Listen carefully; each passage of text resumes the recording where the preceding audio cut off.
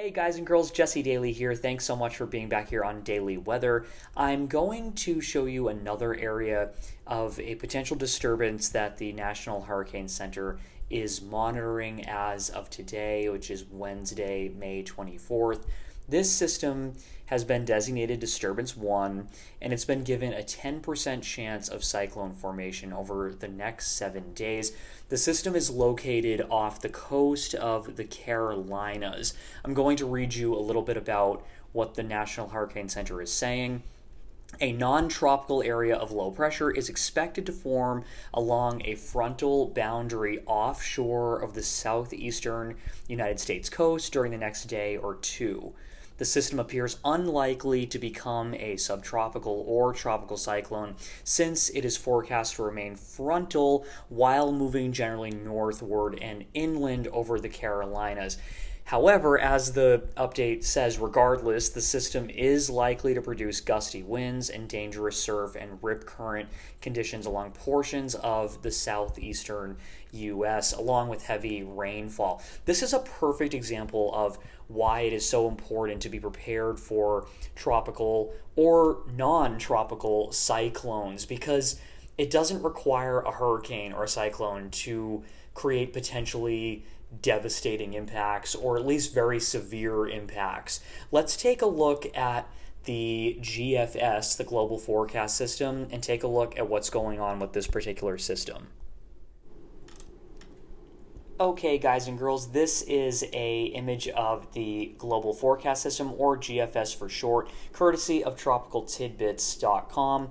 I'm going to show you a model run to help you see what the National Hurricane Center is monitoring, just to get your bearings straight. Of course, this is the Virgin Islands down here, Puerto Rico, and we're going to focus our attention right now up over here, over Florida and the Carolinas. Let's advance the computer model forecast a little bit and show you what's going on. So let's stop it right here. Okay, so this is, you can clearly see a low pressure system, 1005 millibars, valid at 18Z on Friday, May 26th.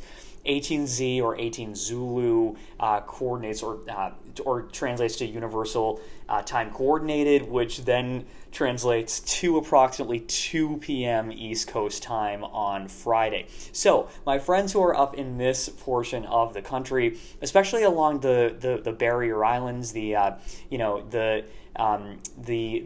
Carolinas, keep an eye out for this. So this is something that could, create some strong thunderstorms. And listen, the National Hurricane Center is not expecting this to develop, but it doesn't mean that it can't develop. If you take a look here, where's the image that I was? Yeah, right here. You can see some cyclonic, formation here.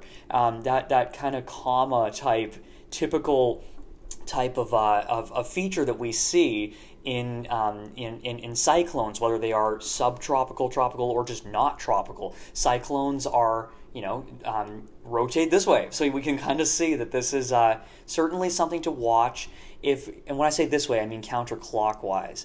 I'm going to advance this a little bit further into the weekend. It will head up over towards North Carolina. Looks like Tennessee, Asheville area. Keep an eye out for some potentially flooding rains from this as the system moves away. Also, my friends, as I mentioned in my previous video, the volcano Popocatépetl over in Mexico, near Mexico City, is continuing to spew ash, and that ash can certainly impact areas well outside of Mexico and even into certain areas around the Caribbean. So definitely be aware of all of this if you're living in the Caribbean region. Finally, I quickly wanted to mention Typhoon Mawar over on the other side of the world. It came very close to having an absolute direct hit over the U.S. territory of Guam. Fox Weather does call it a direct hit with winds up to 140 miles per hour. The typhoon's eye actually did not go directly over the island. However, the eye wall did pass over the island of Guam. The eye wall is the area surrounding the eye of a typhoon or a hurricane, and those are where extraordinarily strong winds exist. So we will certainly keep you updated on this situation. This particular system is now heading over towards Taiwan and the Philippines. Of course, this channel is more devoted towards the Caribbean, but I'm going to keep an eye on it for any of you who may be traveling or who may be watching this and live over in that part of the world. Thank you again, everyone, for watching this quick update on daily weather. I will be back soon. Please follow me over at my Instagram and check out my weather reports for the Virgin Island source. I will keep an eye on the tropical skies come rain or shine.